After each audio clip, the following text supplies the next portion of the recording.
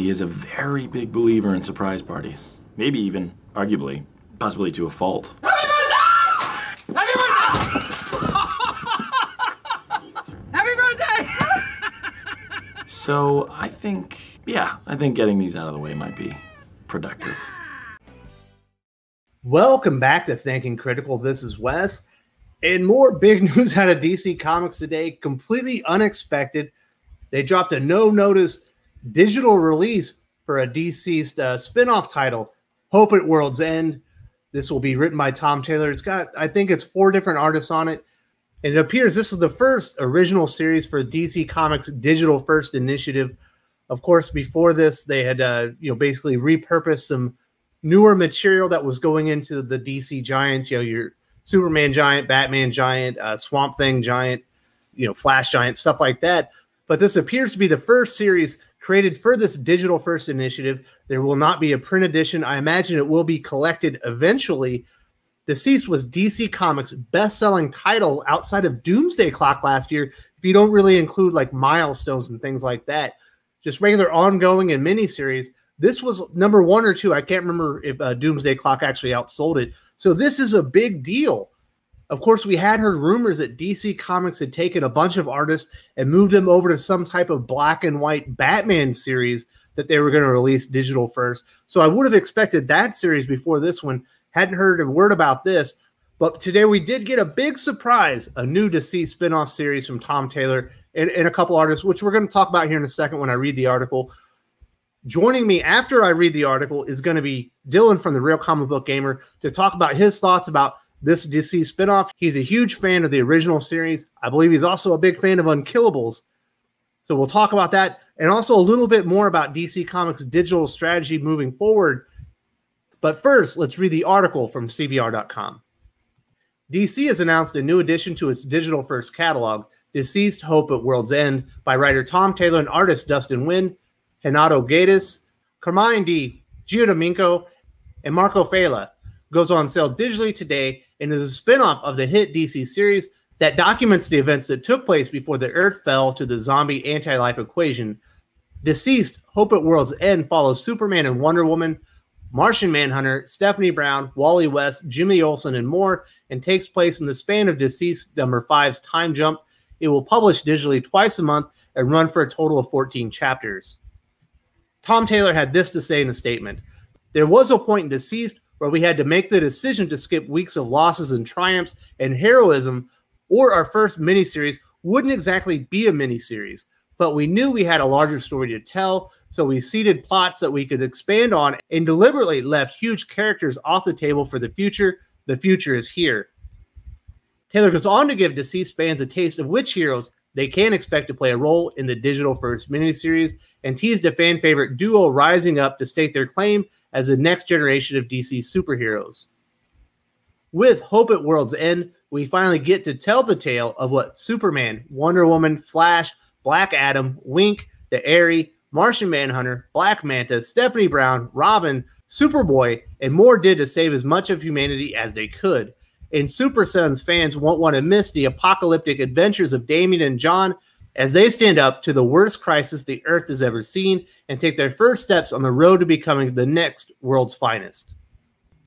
Deceased Unkillables and Deceased Hope at World's End expand the world of Deceased and help pave the way for the release of Deceased Dead Planet in June. Dead Planet reunites Taylor with his Deceased collaborator Trevor Hairsine and focuses on Damian Wayne, John Kent, and Cassie Sandsmark, the new Batman, Superman, and Wonder Woman of Earth 2, respectively, as they return to their original Earth years after escaping. That is the article from CBR.com. Now let's talk to Dylan from The Real Comic Book Gamer and see what he thinks about all this news. So Dylan, we got a big surprise from DC Comics today. We knew that there were rumors that they had moved some artists over to do like a black and white Batman series that they were going to do along with their DC Digital First, because they're kind of repurposing the DC Giant stories that are original. But we got a new Deceased book, Deceased Hope at World's End. It's digital only. It's available right now. How surprised were you? I was very surprised, especially because it released on the same day that they announced it. I did not see this coming. I didn't think they were going to be doing this, but they're just like, hey, we got this new Deceased book. We got some pretty good talent on it, and it releases today, and it's like 99 cents. So it's a good surprise, though. I'm happy about it. Yeah, so you were a huge fan of Deceased. You actually got me to go back and read it to get ready for Unkillables. I personally haven't liked Unkillables as much as the original Deceased. But I know you're liking both of those stories, so this is right in your wheelhouse, right? Yeah, I love the first Deceased story. I agree, Unkillables has not been as good, but the first Deceased story was very pleasantly surprising because considering Tom Taylor. I mean, I didn't think he was going to do too great of a job with it, but he did a really good job. He tugged the heartstrings with some parts in that series, and so having more Deceased content so far is good. They haven't gone completely overboard with it yet, but I feel like soon they're going to oversaturate it. Yeah, probably. But yeah, Tom Taylor is not my favorite writer. In fact, anything he writes at Marvel, I won't even consider reading anymore after X-Men. I think it was Blue, and then I read his Friendly Neighborhood Spider-Man, a couple issues of that. It was really bad. So everything I've read of his at Marvel is bad, but his DC stuff is much better. And you're right about tugging at the heartstrings. Like, there were a couple of moments, I believe, when Bruce was saying goodbye to Damian, and specifically when Superman was saying goodbye to John, that were like, when Superman saying goodbye to John, that got me there. I was like, that is the most I felt like while reading a comic book in a long time. That was so sad. That moment got to me. Yeah, that was pretty heart-wrenching. Of course, this is kind of a prequel. It happens, I guess, during the time jump into Deceased number 5. So we're getting to see some characters that we know their fate. You know, Superman's going to be a big part of it. Wonder Woman's going to be a big part of it. To me, the most exciting part is we're going to see more John and Damian as the Super Sons before they kind of evolve into the next Batman and Superman moving forward. And I believe it's Dead Planet. Yeah, I'm excited to see more of John and Damian, especially since we don't get any of them in main continuity anymore. So to see them as Super Sons again, because we're about to get that time jump like you're talking about to Dead Planet, to where they'll be grown up, they'll be adults. So we'll get more John and Damian there, but it won't be, Super Sons. So to see what they were doing during this time, especially adjusting with the fact that at this point, Damian's father is dead. Superman's still alive, but they're adjusting, and we'll see, I'm assuming, John try to help Damian cope with the loss of his father, and those two trying to go around in this post-apocalyptic world. So I'm excited about that. It's going to be interesting to see. So we know Stephanie Brown is in this story. Do you think that she's going to be like the third wheel tag along to the Super Sons and kind of just ruin the vibe? I certainly hope not, but now that you say that, that could definitely be the case. I could see that happening. I got a bad feeling as soon as I saw the little picture where somebody's holding a picture. I'm assuming it's Batman of Stephanie and Damian interacting. Yeah, where she's like pulling down on the cowl on him. Yeah, I could see that happen. I really hope it doesn't, but who knows? Maybe I'll give him the benefit of the doubt, because again, going into Deceased, I thought it was going to be terrible and I had no hope. But now I've been pleasantly surprised throughout the book, so I'll give him the benefit of the doubt with this and say that hopefully they nail this relationship. Speaking of pleasant surprises, I'm not a big fan of Trevor Hairsine and his art in Deceased. I'm not a fan of the artist that's on Unkillables. His name escapes me right now. But they have a couple of name artists on this digital book. Renato Gaius is an artist I like, but Dustin Nguyen is an artist I love. His Jason Todd story in that Robin 80th anniversary was absolutely beautiful. It was the best illustrated story in there. Dustin Nguyen doesn't really have a horror style, but it really seems to fit in here. And like, why do they have a better artist on the digital book than the actual one that's going to be printed?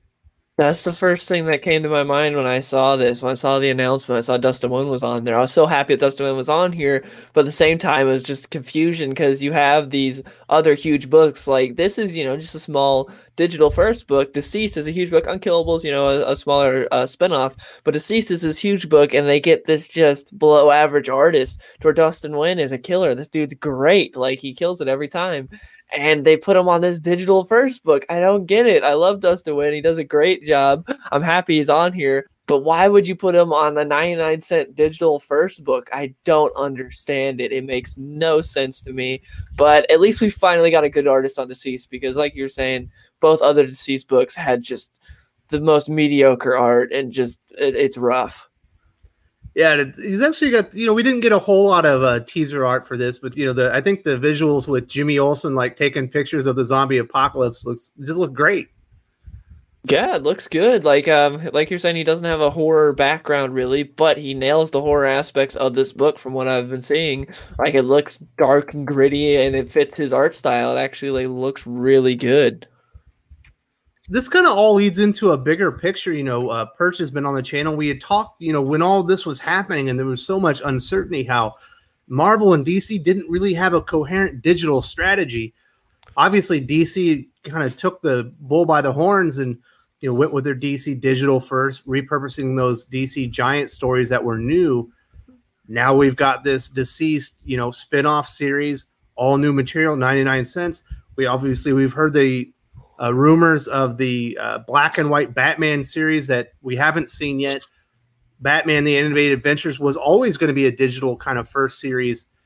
It feels like DC's really going for it for digital. Obviously, you're a bit younger than I am. Probably the target demo, if I'm being honest here, for what DC's going for. Are you ready to transition to digital only, or are you willing to be like a physical guy that dabs his foot into digital every once in a while? I'm definitely the latter. I'm much more a physical guy. I much prefer going to the comic shop, picking up my comics, like holding the book when I read it, but I'll dabble in a digital occasionally. Like, if there is a good sale, there's no point in spending $15 more just for a physical book when a book's super cheap on digital.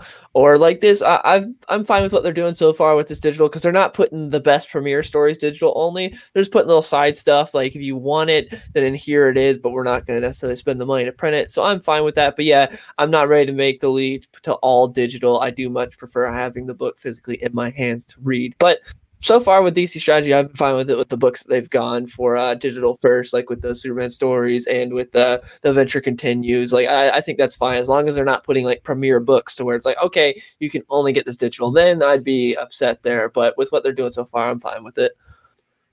One of the big complaints about digital from customers so far has been the price tag. Why is the cover price the same as a physical book? So I kind of dig DC putting their money where their mouth is and saying, really, if that's the deterrent, here's some new material, 99 cents. Yeah, exactly. Who could say no to a good book that's 99 cents? Like, if it's an actual good quality book, no one's going to say no to that when it's only 99 cents. I agree. That's like a really good strategy that I don't get why no one else has really tried before. And just now they're like, why don't we do this? Yeah, it should be interesting. I think we'll learn probably within the next 6 months if it's a good strategy, if they kind of double down on it or continue it and grow the strategy out even more. That means people probably came in and did purchase them. I think if their sales didn't go up, they'll probably abandon it pretty quickly. But did you read any of the other DC Digital first, the repurposed stories that, from the Giant stories that they had released, Robert Venditti being the bigger name on Superman? I had read the first 2 issues of the Superman Man of Tomorrow when they came out with the Superman Giants, but that's all. I haven't read any of the actual digital stuff. It's because I had the Superman Giants on my pull list, and those first 2 issues had came out, and I read those, but I haven't read any of the digital first stuff. I do want to read the Batman story, the Adventure Continues, because I am a big fan of the animated series, and I'm excited to see how that goes. I've heard some pretty good things about that, and man, that Sean Gordon Murphy cover is really cool looking on that series. Yeah, well, I will tell you, you have good things in store as far as the Superman series. I believe it's the 3rd issue where there's a good Lex story. The toy, is it the Toy Man? Yeah, Toy Man. Yeah, he's like my second favorite villain no one uses behind Arcade. And then the 4th one is a more obscure character. I think you're going to dig it. I've been really enjoying the Superman ones, but I will be honest, the other stories like the Batman, the Swamp Thing, I read the Flash. What else did I read? Wonder Woman. I would say they're all subpar, and it's a good thing there's a $1 price tag on them because they're probably not worth a whole lot. But at least Venditti, he really has brought it with Superman. I really hope he ends up being the Superman writer very soon. Me too. I hope so, but I doubt that's going to happen. I would love for them to actually throw him on the main book. This is sort of testing grounds for getting him on the main book. Mm-hmm. Well, Dylan, that will kind of wrap it up as far as the surprise announcement. DC's Hope at World's End, digital only. We found out the day it comes out, and hopefully we'll all get to read it soon. And it sounds like you're excited. Is there anything else that you need to say before we wrap this up? No, that's it. Just, go support your local comic shop whenever they're open or have curbside pickup or whatever your shop is doing. If you enjoyed this video, please give it a like. I would appreciate it very much. It helps us attract more views for the channel. Subscribe for future commentary, comic book news, and reviews. And don't forget to ring the bell for notifications. If you want to talk comics, movies, and much, much more, you can follow me on Twitter at Wes_from_TC. With that, Salamat Po, and I'm out.